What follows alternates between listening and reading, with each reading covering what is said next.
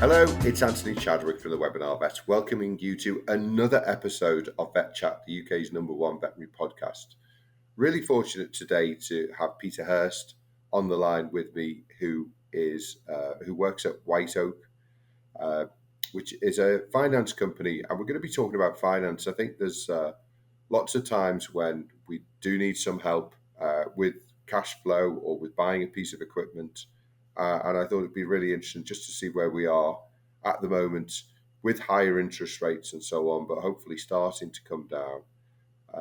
All the different ways that finance companies can help us, and banks and so on, with setting up businesses, getting equipment, so that we can practice the best possible veterinary medicine. So, Peter, it's great to have you on the call. Perhaps before we start and dive into sort of case studies and things, you could tell us a little bit about White Oak. It's a name I know that possibly isn't very familiar to vets, partly because you've had a name change, and then also maybe a little bit about yourself as well. Sure. So the actual business itself was started back in 1986 by a company called Lease Direct Finance. White Oak, you just taken us over probably about 2-3 years ago. Their main head office is in San Francisco, and we are the UK-based office for White Oak. They are what we class as a hybrid lender in that we lend our own money, but we also lend business partners money as well, so like broker finance as well. So we help on that side of things. We cover all aspects of finance, be it equipment finance, be it leasing finance for IT, vehicles. But where we differ is that we help a lot more on the loan side of things, on the VAT, the tax, working capital, practice acquisitions, all those types of things. Myself personally, I've been with the company for 22 and a half years. I've seen all aspects of lending. I've been through recessions here, there, and everywhere. And as you said, hopefully in the near future, the rates might be coming down. Fingers crossed. But that's what we're here to do. What we try to attain through White Oak is get the best possible deal that we can for the client. And as I said, that might be through our own lending, but it might be through a lending partner. But paramount, and let me get this across, is that the client comes first, and to make them happy. And the way I've looked at it for the 22 and a half years is if I've got a happy client, he comes back and he keeps on coming That's the back. key. And recommending as well. Exactly. So customer is king. I know it sounds a bit cheesy, but customer is king. And basically you look after them, they look after you. The best form of advertising I've ever found is referrals. I don't actually do what we class as cold calling or anything like that. All my clients come through recommendations from people that have worked with me for many, many years, be it solicitors, barristers, KCs, vets, accountants, and so forth. They've all come through, oh, you best give Pete Hirst a call, he'll help you out. And that's how it works, basically. Yeah, and I think I remember using you to help me with I think it was a tax return, came in the January. It was a bit bigger than I thought it might be, and I just needed a bit of help. But at that time, it was, I think, better known as LDF rather than at least direct financing. So that was That's it. how I remembered it. Luckily, I've not had to use you since I've had Webinar Vet. That was when I had the practice. But there's a lot of change within the industry. I think it'd be really fascinating maybe to go over those different sort of case studies. Obviously, maybe first starting with the leasing. Very much Webinar Vet, we're encouraging people to regenerate in a more environmentally friendly way. So I know green cars are becoming more common, the electric car. Is that something that you're seeing within your business as well? Because I think there's also been some tax breaks that I think are coming towards an end, aren't they? Totally, yeah. So what we usually do there is when the clients obviously we can either source a vehicle for them, but usually 9 times out of 10, the clients actually source the vehicle. Yeah. All we need is the invoice or the actual remit from the garage. They send that over to us. from the actual client. We just usually need the latest set of accounts and business bank statements, and that's it basically. We range from 6 months through to 5 years, or even in some cases 7 years in regards to the actual lend, depending upon the actual client's pocket and how quick they want to repay back the actual facility. But yeah, definitely. I've seen a lot of those increase. As you said, they've got the tax breaks and so forth. We're here to help and utilise those for the best of their ability, really. I think the electric car is interesting because, from an holistic perspective, you can get an electric car, but then obviously if you're charging it up from your house and your house doesn't have sustainable energy, then of course it can be very expensive to do it that way.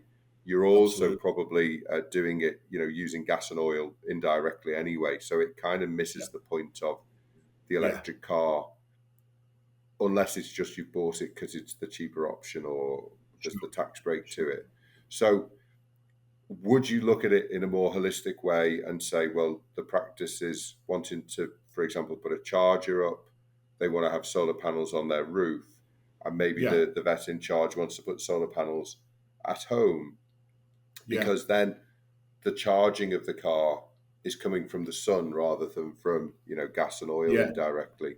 So have you Yeah. seen sort of cases of that where people are looking at it in an holistic way, obviously having a Yeah. charger put up at their place of work or Yeah. at their home, and maybe putting solar panels on the roof as well?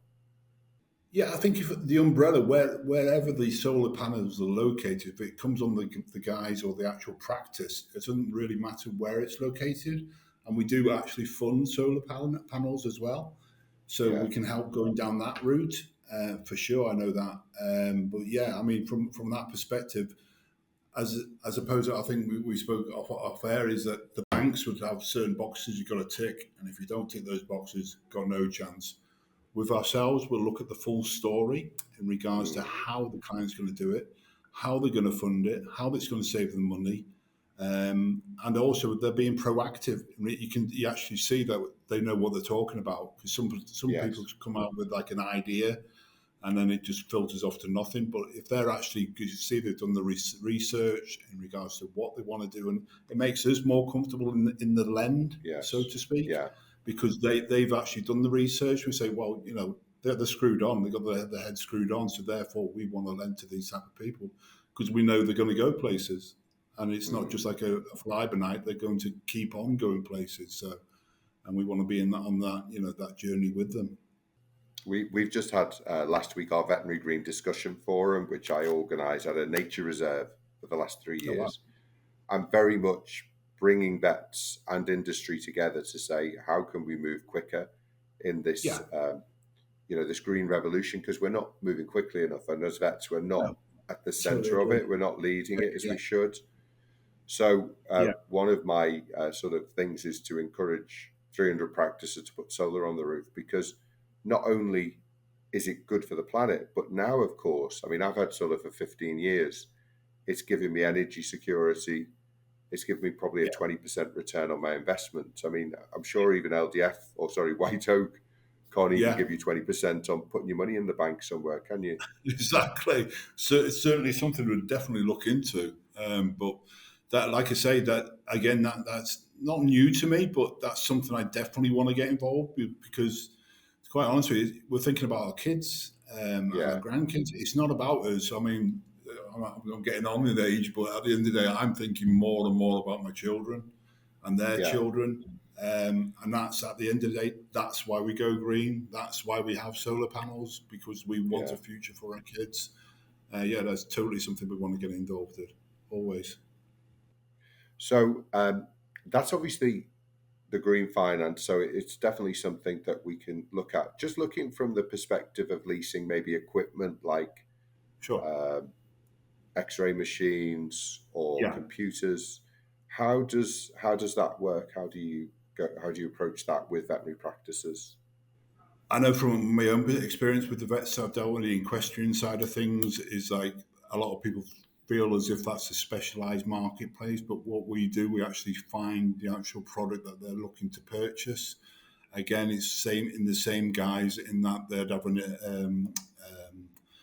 an invoice from a particular supplier, and in some cases it can be a foreign one, so it can be talking euros as well, because not Yeah. all the actual equipment is UK Mm. based. So therefore, I know even from I know it's off tangent, but like coffee machines from Italy and all those types of things, we lease those types of things as well. Yeah. So again, we can incorporate the veterinarian side of things in regards to specialised, because it's not run stuff you can get off the shelf in some cases, Yeah. but we'll actually find the product. They'd have either a website address that shows that website address, and we'll do the research and what they're looking to purchase, and we can help down that side. Again, it'd be just bank statements, accounts, and that's really it. And the term they want to actually lease the product for, be a And higher who knows, purchase. maybe even coffee machines, because we all love a Yeah, nice cup of coffee, especially if we're on the go. We need a bit of caffeine indeed. infusion. It's never a bad thing, is it, Peter? No, not at 10 o'clock at night when we're still working. No, it's Yeah. not. Definitely. When we're Absolutely. waiting for that cesarean section to come in, so we need to stay awake. Exactly that. Exactly Yeah. that. But yeah. Because I think also from the perspective of, some of these machines now are very expensive, and actually if Sure. we try and do it on our own cash, that can really affect cash flow, because you can have a quiet month and suddenly Yeah. you're struggling. So actually leasing over a 3 to 5 year period, it gives you that certainty of knowing what that Yeah. machine is going to cost you each month. And let's say it costs you £1,000, £2,000, you then know that to make that machine profitable, you have to do so many radiographs or whatever. So Yes. it makes it a lot more easy to sort of plan for things, doesn't it? Sure. Well, it's always been the case from the last 20 years. It's unsecured fixed rate funding. So you know where Yeah. you are every month in regards to what's coming out of your bank be it on a direct debit or standing order, whatever the case may be. But you know where you are. I'd always say if you have that cash, you'll always keep that for a rainy day, because Yeah. we've both been through the recession. We didn't see those Yeah. coming in some cases. And then a lot of people, just didn't make it because obviously they didn't plan and knew where they were going, basically. But from our perspective, we'd always go down the actual fixed rate monthly payments, and also speaking to your accountants in regards to your tax and what you can save on that side of things from a leasing perspective is a lot better than just using cold hard cash.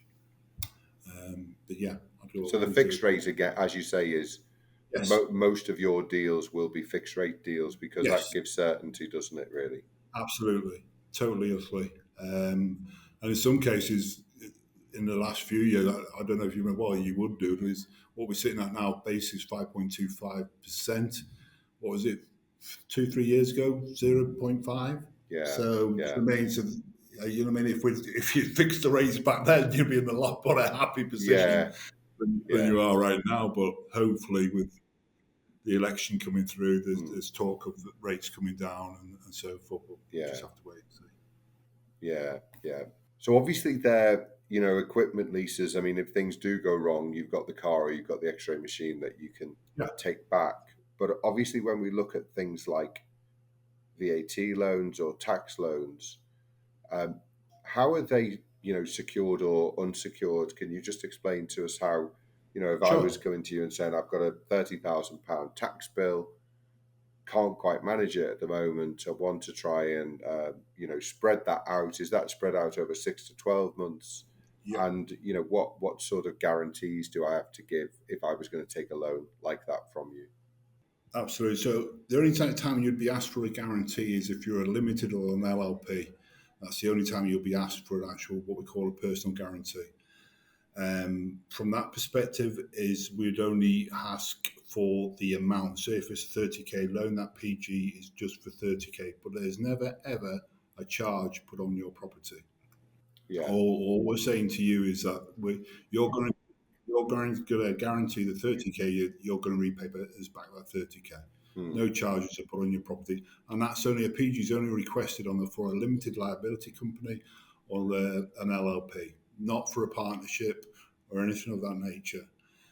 So that's very, very clear on that. Because what we do is that we'll analyse your accounts, your bank statements, and affordability, basically.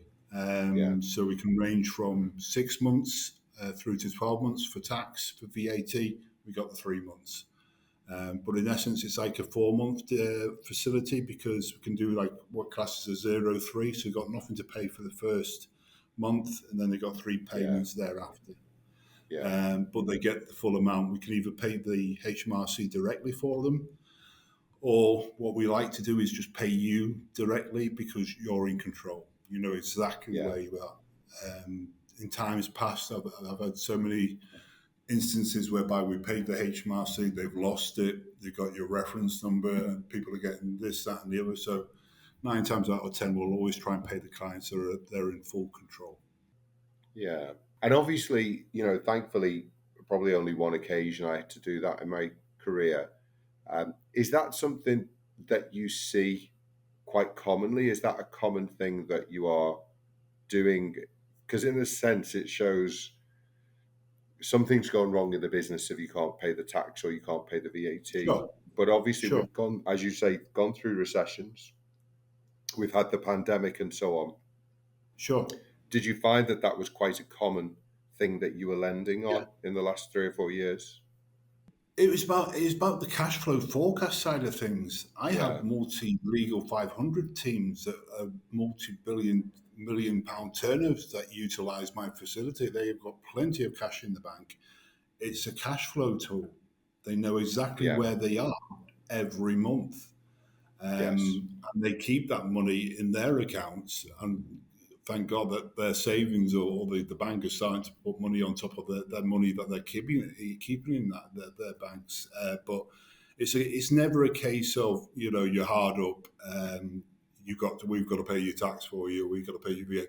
Never ever is that the case. And probably around 90% of the people that use my VAT or tax facility will dip in now and again.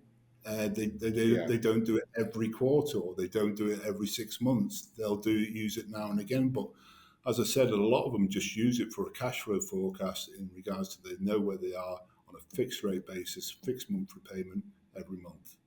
mm, But long gone is a stigma whereby, you can't pay your VAT, you can't pay your tax. It's a cash flow. It's actually a smart way of utilizing your money, yeah, because you know where you are. yeah, sure.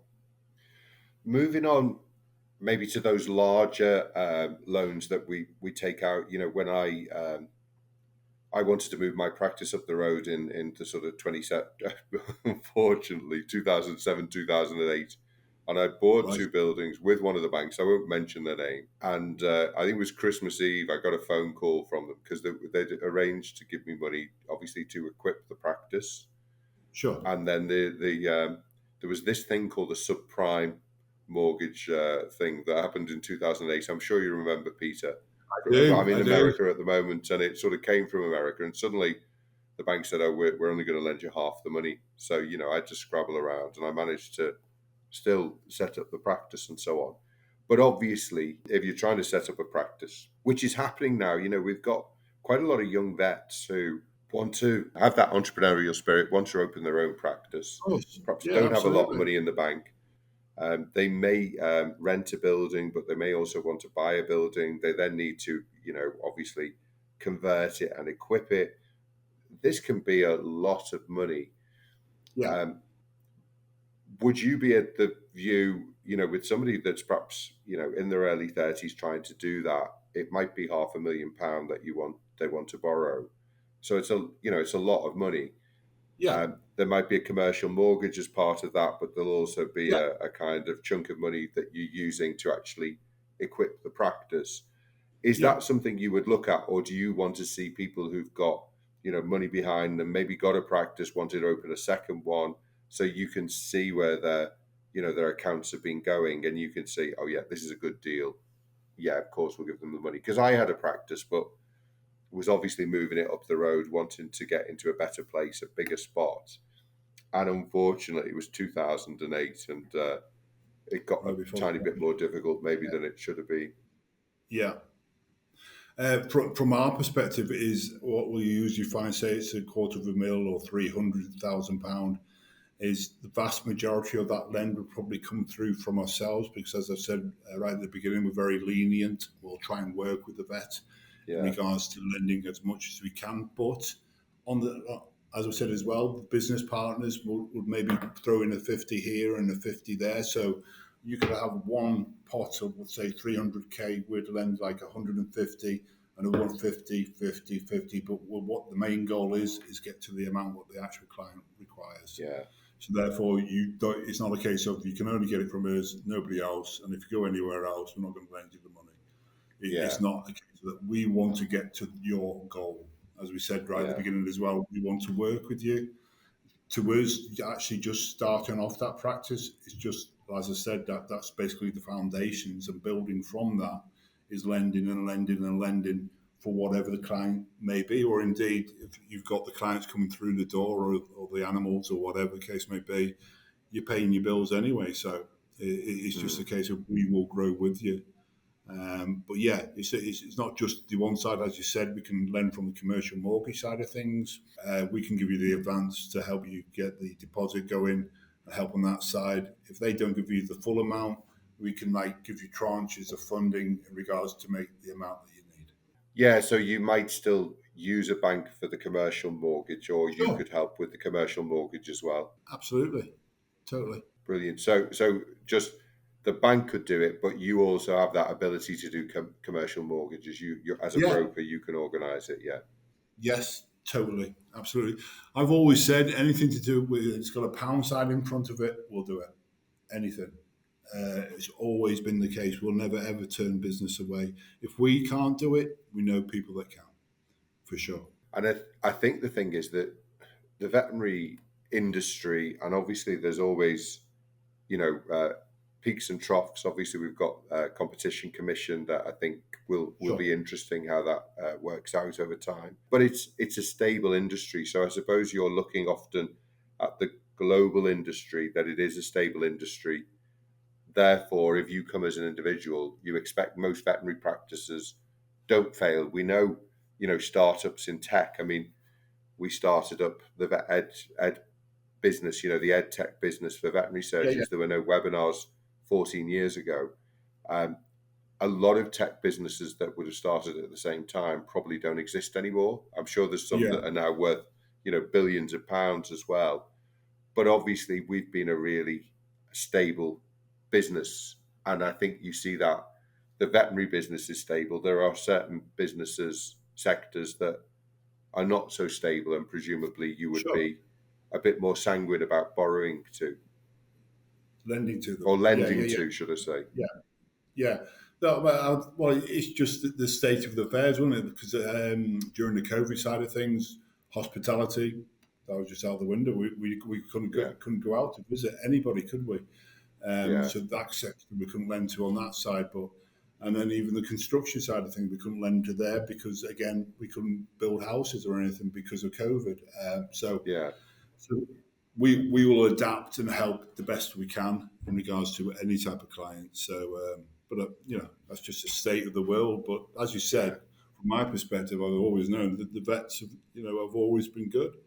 It's a very case of stable. Yeah, it's exactly that, yeah, because it's all our animals and what have you, and pets and all that side of things. It's man's best friend, isn't it? Really, at the end of the day. yeah. So, and long may that continue. But yeah, Yeah, it's to me, it can be like a family member, or it can be of the business side of things. So it's always been there. brilliant. So, Peter, thank you so much for coming on. I think that's been really clear about some of the areas that you can help us in. Um, Pleasure. and obviously, at the end of the podcast, we can leave some details for people if they want to get in contact. Presumably, a chat is free of charge. You're always happy to give some advice and see if you can Absolutely. help people. Yeah, you'll also, I think you've got my email address, but even better than that, you'd have my direct dial number. So you'd Yeah, actually speak to me directly. You wouldn't go through any switchboard. You come to me directly. And as I've said, if I can't help, I'll show you and point you in the right direction. But 99% of the time, I will, as being, like I say, here 22 and a half years, but in the industry over 30 years, I'll definitely be able to find a way of getting to your requirement and your need. Not a problem. Peter, thanks so much. No, Money thank you. makes the world go round, cash is king, and all those things. It's always Yeah, good to know that we've got somebody there who can help us in absolutely. these areas. So thanks for coming on and giving us your time. Thank you for the opportunity. Really appreciate it, Anthony. You take care. Thanks everyone for listening. Hopefully see you on a podcast or a webinar very soon. Take care. Have a great day. Bye-bye.